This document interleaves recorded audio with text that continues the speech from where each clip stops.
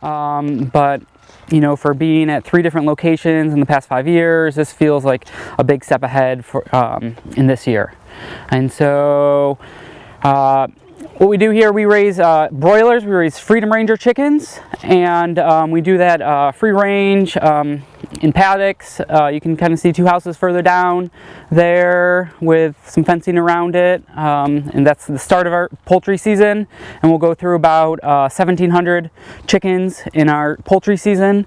And then we have layers as well, which you can see kind of free ranging, really free ranging, and then we do pigs. And so we have three sows and right now 3 boars, but two boars that are in our program, and they're all on pasture 100% of the time. And so yeah, we're in the valley, and then we start our chickens up here. And so I kind of wanted to be able to start here, and we'll walk down there in a second and kind of talk about the things we use. And we use this brooder up here, which we really like, and it allows for our brooder. Yeah, and so we have our baby chickens up there for about 2.5 weeks when we first get them from day olds, and then they'll go down to the field. And you can see our poultry netting that's electrified around there, and then we'll use other tactics, like we have our owl that will move around to keep the hawks away, and foxes. And so this property is like it's just crawling with wildlife. You know, I have an owl that lives in this barn. I have a barn owl that lives in here. There's hawks all over the place. I'll come up from the field around dusk, and they'll be hanging out in the tree there. And so there's lots of different aspects and lots of different tactics that we use here to kind of like combat / you know, just kind of hang out together. Are hawks or raptors your main predator on the chickens? Yes, yeah, it really has been.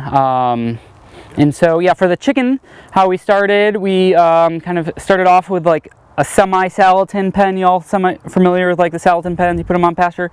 We started with those, kind of having chickens in and out of them with netting around, but having to lock chickens up at night and then let them out in the morning. So it's like 5 o'clock in the morning, the chickens want to be out. And then here in the valley, we're pretty far north, and so the sun doesn't go down till like 10 o'clock. So trying to get chickens into a house before 10 o'clock during the height of our chicken season is kind of a hassle. Have you used the automatic coop doors? No, we don't have that type of budget. Oh. Yeah. And so, you know, we were getting hammered pretty regularly by hawks and owls, was our main. And then we just decided like we couldn't do it anymore like the way we were doing it, and we ended up getting, you can kind of see Laura down there walking right now with Shasta, our livestock guardian dog. And so she has been, this will be her 3rd season out on the field with chickens. Last year being her 1st season here, where she was kind of like really on the job, and then the year before that where she was being like kind of trained and very much being trained. And we had a smaller chicken season, but yeah. How's she doing? She's great. Yeah, I don't have any predator problems. I have Shasta problems. is how it works now. What are the Shasta problems?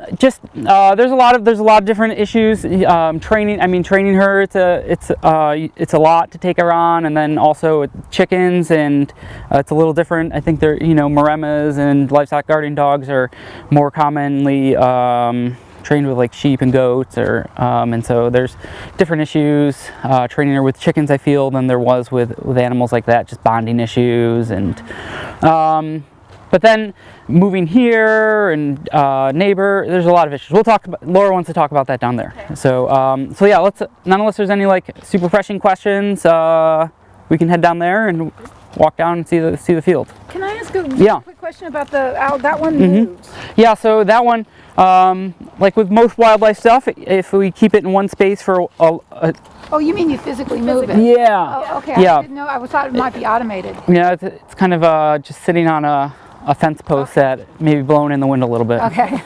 Yeah.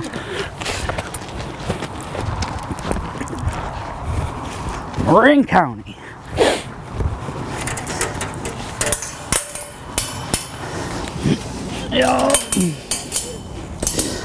Yeah, so we lease this property, and we're mainly down in this lower field. She has some goats that keep the grass down, not so much the Scotch broom. So we'll just pass on through here.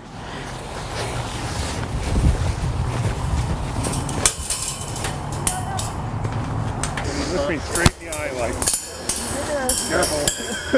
Got it, boss.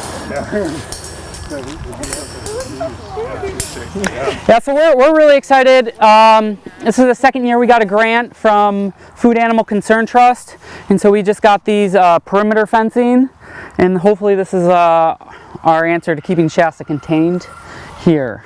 So yeah, we just got this stuff set up, and we're excited for it. She's a lady.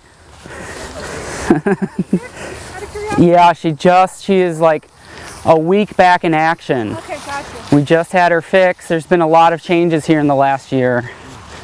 Look, and it's rainbow season. You guys are lucky. Yeah, you all not from Oregon. Oregon's like has a wet and dry season with rainbow seasons on the other end of either side there. If she's like being weird, just shove her away. Yeah. Do we want to talk about Lori? We make sure we wanted to have a livestock guardian dog just take her. Yeah.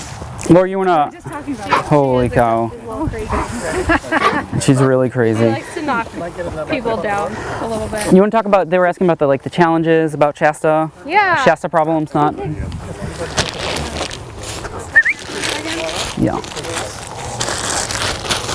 So Shasta's like two years old, I believe. Yeah, she's 2 years old. We got her when she was 8 weeks old, and she's been in with chickens ever since. And then when we started our poultry season, she was kind of like free range with the chickens, and I was sleeping pretty close quarters, kind of able to, if I heard too much squawking going on or something, able to reprimand her for it and get her to stop. All right. Come here. Calm down. Eat your head, huh? Did you talk about the benefits? Or we're just A little bit, yeah. So she's really like saved our poultry operation. So the benefits definitely for us have outweighed a lot of the challenges. But so she just turned 3. Yeah, and we got a single dog. I would recommend getting them in pairs. We're on a list to add a second dog to our farm that will probably be coming at some point this summer. But yeah, having him be alone is a little bit of a challenge, especially with these Maremas. All the breeds are a little bit different, but most of the Maremma breeders recommend that you start them in pairs. They just do a little bit better. But she's been great. She guards this whole field by herself. But How old was she when you first put her out? so we got her at 12 weeks, and we put her with a very small flock of chickens, with like 12, 15, that sort of thing, that we worked with her for quite a number of months. And then I think she was like 9 months when she moved to be with like the bigger flocks of birds. But actually Robin basically lived on the field with her for a number of months. Did she ever kill any of the chickens or no? She's killed 2 in her whole life. Oh, so they probably more than that. well, but so 2 that she like wanted to eat. 2 intentionally Yeah. as a pup. So they definitely have this like adolescent Oh, so she phase. Yeah, we had these 2 chickens that were very flighty and would leave these all leave the electronet, but with her starter flock, they were pretty flighty, which they shouldn't have been with her. That's our mistake.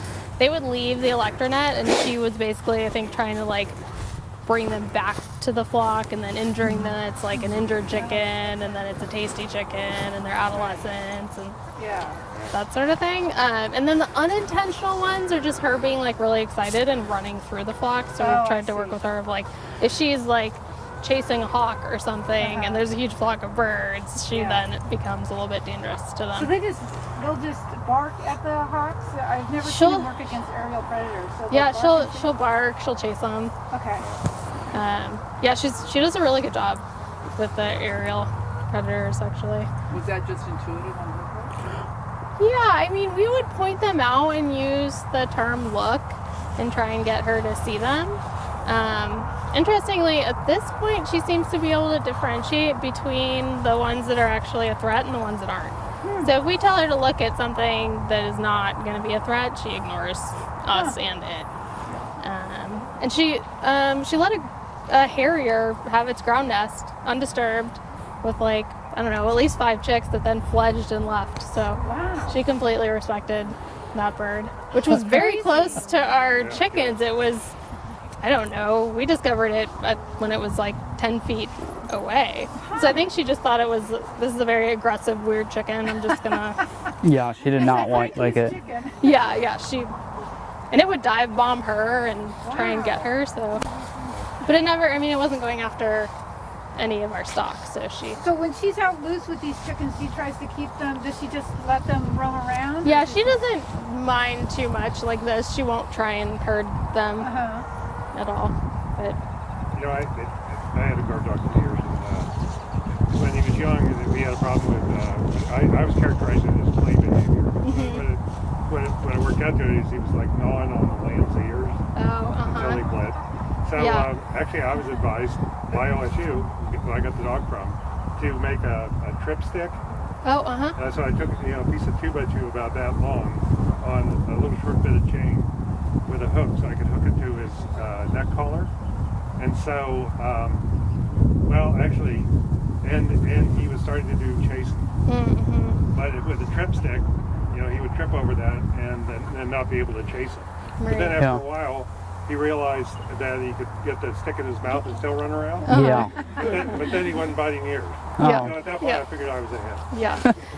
So these dogs are really intelligent. The other thing about Maremas in particular is they're really sensitive to correction. All the livestock guardian dog breeds kind of have their own quirks, and this might be true with others, but this breed in particular is super sensitive. So reprimanding works really well, and you actually have to be a little careful not to do it too harshly, because they'll hold it against you, and it definitely will negatively affect their feelings, essentially, which is really sweet, but also makes it a little challenging. But you can track the losses from predators. You notice you haven't lost any since she's been out here? Yeah, with the broiler. So we got her for the broiler program, much more than the layers. We actually didn't really have too many layers at that point.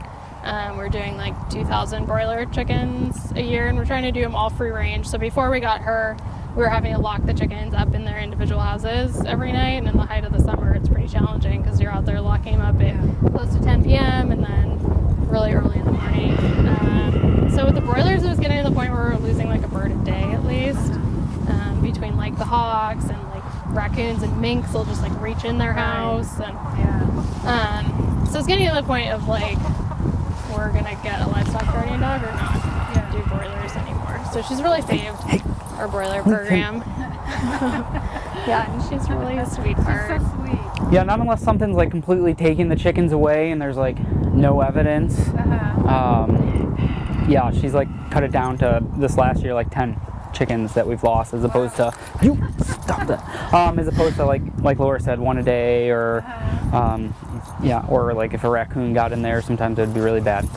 Hey, but while she was gone, we kind of have the Foxlight up over here, and while she was gone, we kept the Foxlight right on on, the other side of the which was able to.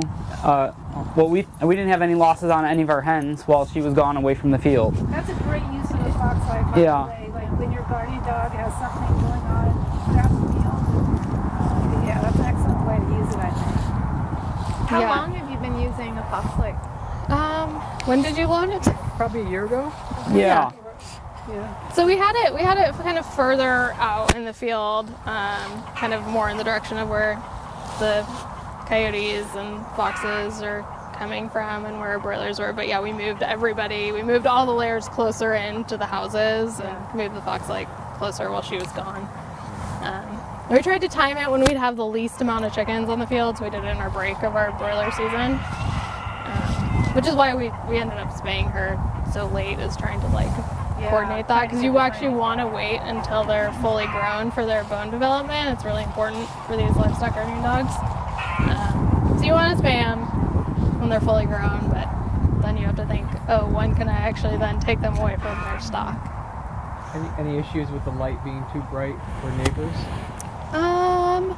When it was far in the field, it was pretty, they didn't mind at all, and then we kind of have it tucked down below. So, well, it's so close to the Not too house. obnoxious. Yeah. But they're bright. Yeah, and something we considered too, like where we were placing it, and just like letting neighbors know Yeah. that it's going off. Right. But yeah, that's another thing dealing with her, and because of our location, dealing with neighbors, that's also been an issue too with her barking. And so that's something to consider, to, like you know, where you're going to have her at, and then just like that boundary with like the urban development and then the farm, and how to weigh that out. And you know, we can hear the road going by here all the time, and it's making noise, and then we'll hear the mill at night, but you know, people will complain about her, and then we might, I mean, she'll bark, she barks, and that we want her to do that, but also at the same time, I feel like you might end up getting like complaints, like maybe it's not even your dog barking, or there's like 3 other dogs barking, but they'll still want to complain. She gets blamed sometimes Yeah. for other dogs, because people know, Coyotes, they get blamed for everything. yeah, people know she's here, but I mean, you want them to bark because that's really what acts as the deterrent. Hopefully, Yeah. there's not going to actually be any engagement with her and coyotes, because that would be pretty bad for her as a single dog with the amount of coyote pressure that we have around here. So you don't live on the site, so do your neighbors all have your phone number to contact you if there's an issue? The property owner lives right here, and so yeah, she's the one. And then The next door neighbors. Yeah, we have a relationship with the next door neighbor, right, kind of on the other side of the trees, and they do as well. Have you ever seen her, like a coyote Yeah. interaction? You have? Oh yeah. Yeah. There's almost coyote interaction almost every day. Really? Yeah. Wow. And I wish. Not like face to like close interaction, not like fighting, but yeah, they're them hanging barking out and her just on the barking other right side back. there And of so the trees. What's the? I mean, is there an understanding now between the resident coyotes and her? Or? they're So pretty bold. yeah. So she's kind of been like since coming back from the surgeries, kind of been on leash and hanging out at the house. But there's been coyotes. I've come down here in the morning especially the last couple days, where they've just been like walking through here, and she's over there barking at them. And then the other day, before we even had her fencing up, and when she was back, she got out of the farm here and was over in that other property, and Laura was there already to catch them, and I was coming in from another direction, and I saw a fox or coyote pop out going up the hill there, and so she'll chase them, and hopefully now she'll stop at the end. She really respects the electric wire here, so hopefully she'll stop now. Yeah, we just got this new fencing installed, so we're curious. Actually, it'll definitely keep her in. We're curious to see what it does so it's 48 inches, which is the right height. It doesn't have enough lines for the recommended coyote fences as far as the distance. So we'll see. I'm assuming it'll be a little bit of a deterrent. And is it just on the area where you've seen the coyotes? It'll run the full length. It actually kind of Yeah. stops at one of our pig paddocks right now, and we'll extend it to the end of the pasture, and then on the other side it goes all the way from the corner to the end of the pasture. Yeah.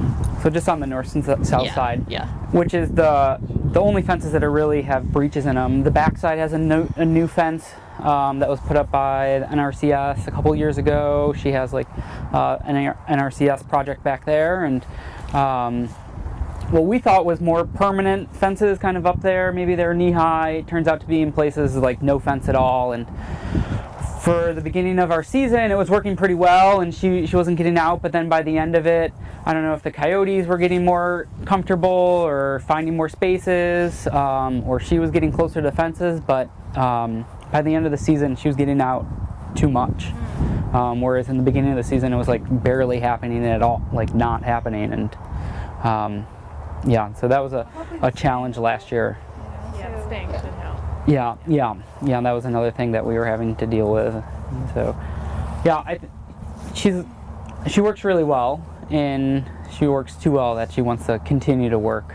And then it's often too, like when we're here, is like when she's like wanting to go out and like romp us around off of the farm. Like there's times where, you know, she'll be here overnight and it's fine, and then we'll come and both of us will be here doing work, and It's like she thinks we're watching everyone, so she's Yeah, gonna go take that's a what we break think or something. Here, I can go park. Yeah. Yeah. So I'm sorry. Did Yeah.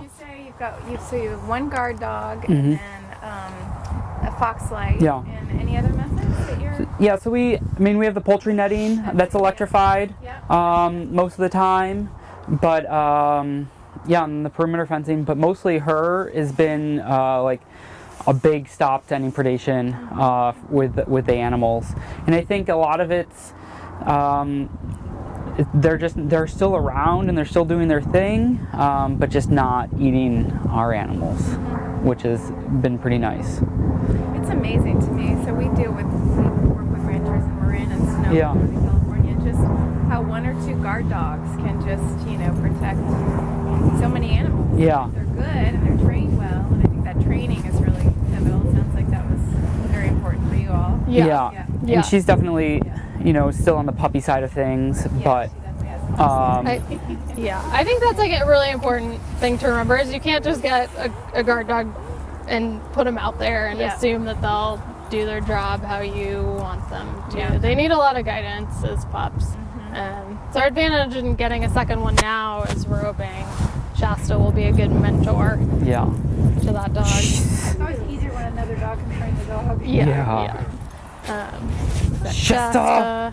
Careful, everyone. Would you get an email or would you get a... Need a mail. We get either, but we're kind of looking at getting a male that will be even larger than her. She's like 80 pounds. Which, I mean, it's a good sized dog. The Yeah. males can edge closer to 100. Yeah. Also, the neutering surgery is a lot easier for the males than the female. It's pretty major. So, when she was down for the count for a full 2 weeks. So. Now with the males too, you have to wait till they're fully grown. Yeah, exactly. Yeah. I'm wondering about the grant program. How does that help you guys overcome startup costs? Yeah, so, I mean, Can I ask you, do you mind while you say that, do you mind if I videotape it? Sure, yeah. Is that okay? Yeah. So the costs of investing in a livestock dog are pretty considerable, especially if you're going to look at getting one from a reputable breeder.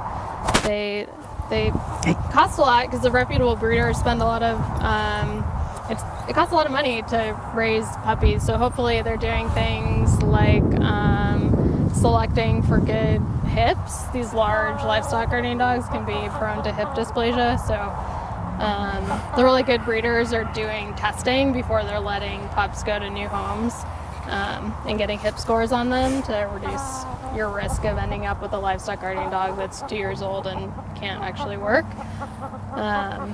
So they can cost a lot of money. A lot of the reputable breeders like that are charging upwards of $1,000 for one of these dogs. And then the time it takes, of course, to train them. And they eat a lot, so she will not let the chickens eat her food. But that's about all she does. So she gives the warning. So she'll hang out with them and let them kind of do whatever and peck around her and come in her house with her. But if they would like to share her pork, that's when she draws the line. Do you know about how much it costs the first year to feed her? I was gonna look it up in our records before this, and I ran out of time.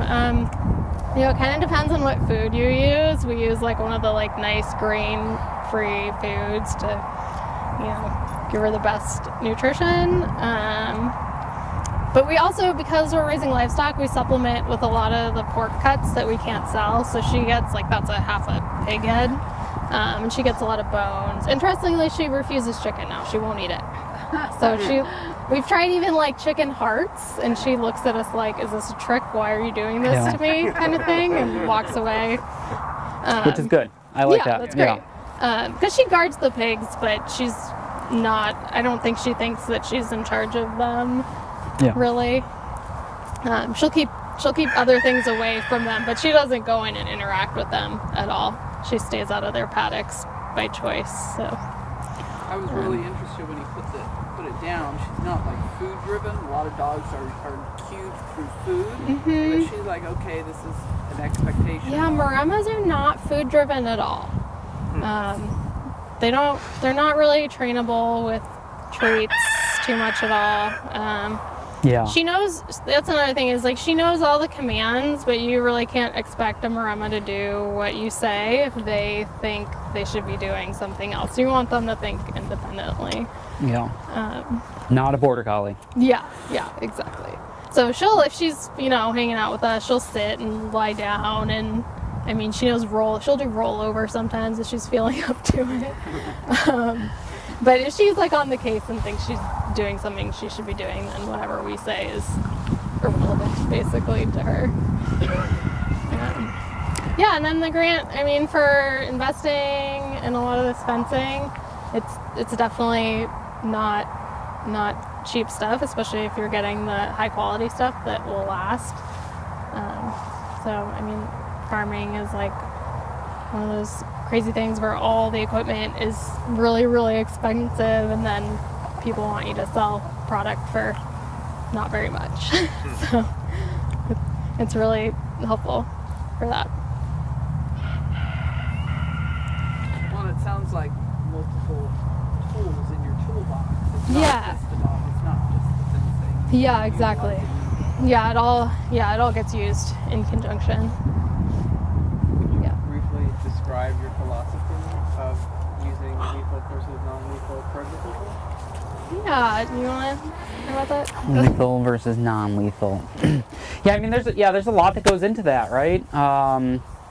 And I think a lot of it really stems from like, or can be summed up in a lot of ways by like one of Aldo Leopold's like writings about him, them hunting a wolf, and like kind of that idea of like that was something that people did at one time and that's passed, and I think that's kind of maybe more of an old school mentality that just shooting away our problems can be something that we can overcome by just pulling that trigger. And I think we need to create ecosystems that, if we don't want to see the coyotes here, let's create an ecosystem that doesn't have a place where the coyote can thrive. And so, having our own top predator in that ecosystem here helps not have the coyotes and these other top predators that we don't want around eating kind of this ecosystem that we've created. And so, the coyotes, maybe we want them off in the woods or not eating our animals, and so having a place where they can live and do their own thing, and then we can do our own thing and get along is kind of the hopes there. And so it's not, if we look at coyotes and then the whole ecosystem is imbalanced in general, and I think that's why we have these top predators here that are really coming in and taking the place of something that's not there. And so we just kind of need to figure out how to manipulate that, because we've manipulated it so much already into how we want to see it. We really started our farm to do things completely differently. We wanted to, farm with nature, not against it, and kind of limit our negative impact.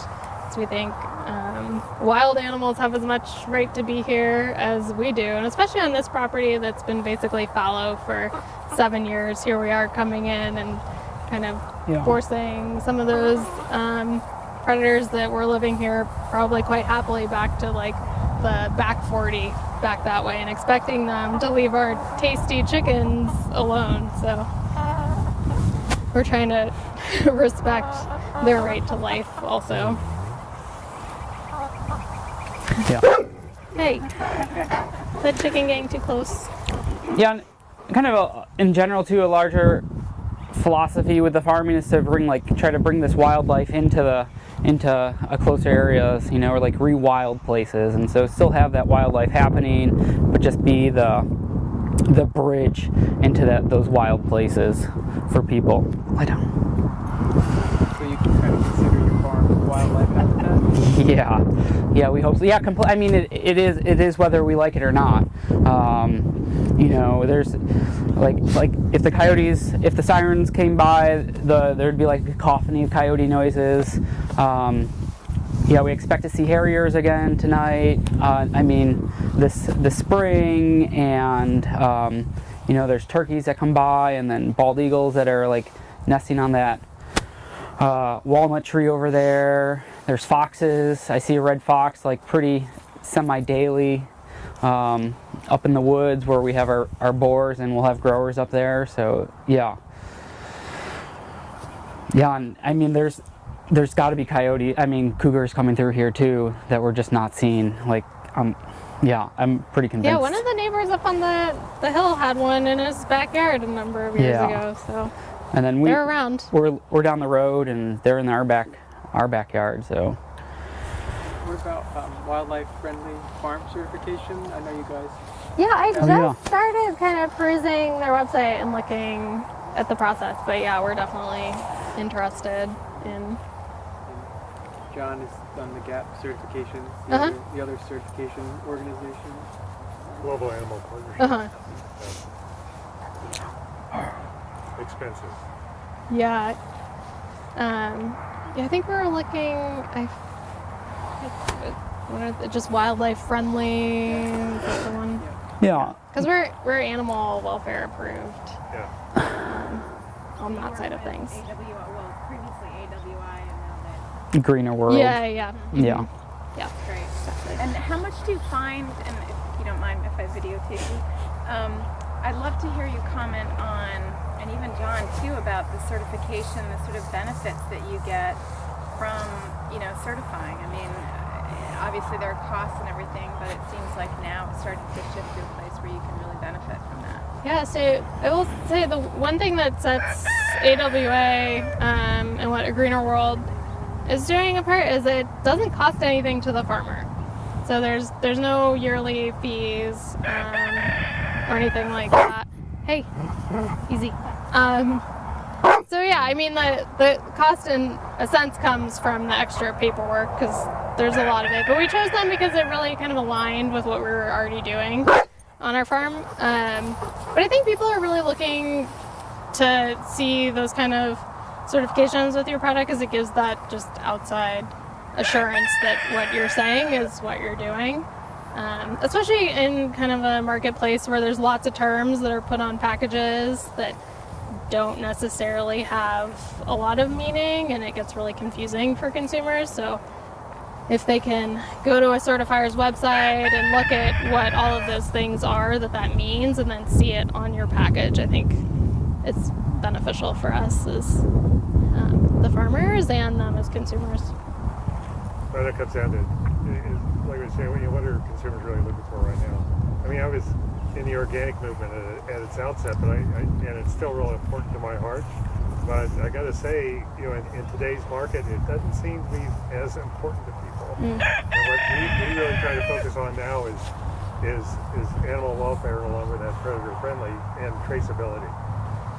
So we're real accountable all the way back to the initial animal through the invoice or the final package of meat.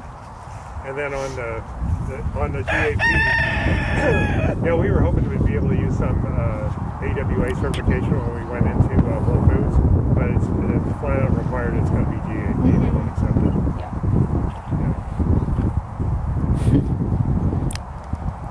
Yeah, and it gives. I think a lot of the consumers just want to see that, like, that stamp or whatever it is, and it makes it easier for them, as opposed to, and especially for, we sell all of our stuff directly to the consumer, but like a third party, like I think it's a lot easier that you don't have to like go there and shake the farmer's hand and get the whole backstory if there's these nice certifications that are meaningful, and then the consumer can just see those things and just move on. No, you're exactly right. If you're doing a lot of CSA or on-farm sales, you can talk to people directly and establish that trust. But if you're selling to a grocery like we do, and you hardly ever meet the customer, then the third-party certification really helps.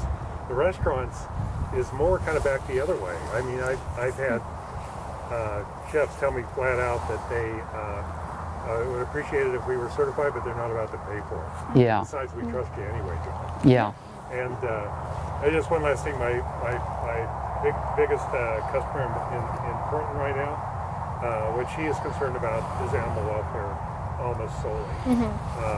The other things are less important to her. So, especially our product or anybody else I bring to her, that's the first question. How are the animals treated? And John, is that a restaurant or what's the place that's asking that? Cocaine restaurant. Okay. Yeah. And animal welfare is the top priority. That's her top priority. Okay, that's Yeah. great.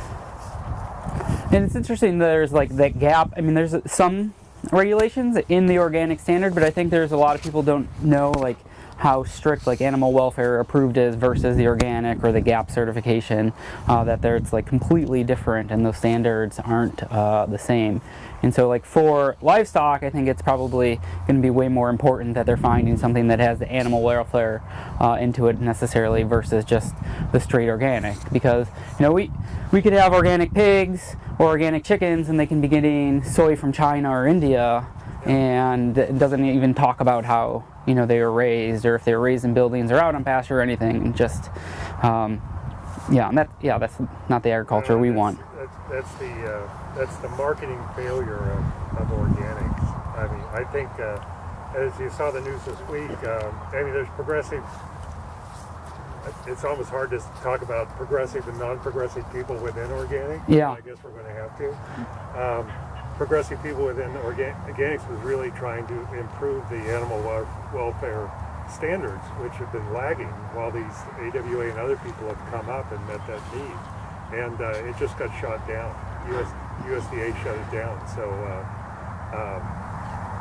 that was really a disappointment. And they're not in sync. The USDA organic is not in sync with what we already recognize and are doing. Yeah. Brilliantly said. That's exactly. I was working for an organization that was trying to push those standards with USDA and organics, and it's that's why I'm so grateful for animal welfare approved and some of these efforts, and predator friendly. That's one of the requirements for animal welfare approved. Mm-hmm. And then the one that that's so great about Whole Foods requiring now that you can't use snares and you can't use traps. It's the wave of the future, I hope so. And that's why I think it's so great when small farmers can actually, make a living from it with this and get the incentive to, because I think the consumer demand is out there, so. Yeah, and it's growing, I hope. And I try to tell myself that too after we have like a crappy farmer's market. I'm like, okay, we're ahead of the curve here, just wait or something. But, like 15 years ago, people weren't paying $5 for a microbrew craft beer or anything, or like Lagunitas wasn't that big, and they're like, and so that's where I look, and I'm like, oh, maybe they will want to pay a higher price for better quality food eventually. Are there folks in the county approaching farming the way you guys are that you know about? Kind of. Yeah, we're I don't know. We're pretty like dogmatic and like uncompromising. Like I think like we're basically like we want to farm a certain way and we'd rather quit than start compromising. Like with the broilers, it's like we're not gonna put them inside, and we're not gonna like not do our free range thing anymore. We'd rather not do it. So we're pretty uncompromising, I guess, in our ethics, which I think might be a little bit unique. We're basically more mission driven than profit driven a little bit, maybe to a fault. But Here. Absolutely. But there's not that many in Benton County. There's not that many. I don't think there are too many other like pasture-based farms. Like either our size. They're scattered around the valley, but like all the people that we tend to know or we'll see at farmers markets, they're like more scattered throughout the valley. But in Benton, there's a handful of other smaller farms, but not too many. What do your colleagues think about what you're doing? Do they think you're crazy? I don't know. Yeah, I think a little bit, because of our pigs take longer, our chickens take longer. We use a really expensive feed that, that you could find cheaper stuff around, and yeah, I think there is a little bit of that, and you know. How much longer does it take for your chickens to So we do our chickens. We do 10 and 11 weeks for our Versus, like, a broilers. 6? Versus, I mean, the commercial Cornish crosses in the grocery store, yeah, they're doing they'll do 6 weeks. 6, 5. And then most Yeah. of the people raising them on pasture do 8. 7 and 8. Yeah. And then the pigs, I mean, we're doing 10 to, we've gone as long as 13 months on this, whereas most people are looking for 6, 7. No. So they're much slower growing. But we think it's worth it. Yeah. Do you have a slaughterhouse near here, or what's the We- transportation? Yeah, we do all the chickens ourselves. We've got a spot, it's like a mile and a half over that way, over at Southwest 53rd Street. And the pigs all go to USDA. But is the slaughter for the pigs, is that nearby, or is Yeah. Yeah, that's something we're really lucky to have, is the prevalence of USDA slaughterhouses that are small and service farms, I guess. So we go down to Springfield, it's sort of just 45 minutes away from here. Yeah. Whereas I know in California there's yeah, it's people, very long. driving. You have Petaluma and then Los Angeles, I think. Yeah, it's crazy. Yeah. Yeah, they have people come up from, there's a farm, Five Marys, up in Dry Creek, they have people come up from California to the one Up that we here, Oh, take. yeah. But in the Willamette Valley, so in between here and Portland, there's like 4 USDA processing facilities, maybe even 5 with like lamb, because you guys have, Oh, because there's like a newer lamb one or something, I don't know. Oh, the brown thing. Yeah, somewhere, Yeah, yeah. yeah. So there's a Yeah. bunch here in the Willamette Valley compared to other places. It's kind of, Yeah, it's kind of crazy. we have choices. Yeah. Is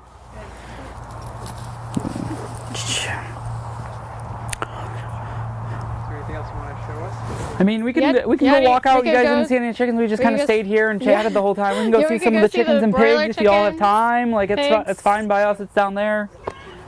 Well, the bus has to get us back by 5. So there's leave a quarter up. Yeah, or 10 till. So, Yeah. what's in the hole? Oh, they're just loving life. It's just clay. It's Let's just the see. soil. They're loving life. We had a pig house We could here. You can probably- kind of see the Right? how. Huh? In 10 minutes, can we go look at Whoa. the broiler babies? Yeah. Go up there. She's, No, not the baby babies. Yeah, those she ones. does have an Chazzy, energy. come here. Wait, in 10 minutes are we going down there? What? No. Oh, we're gonna go Do we walking. have- Yeah. We've got about 10 To minutes. walk Yeah, let's out go. to the Yeah. those Yeah. broilers. It'll take Chazzy. us a minute out there and we'll walk back.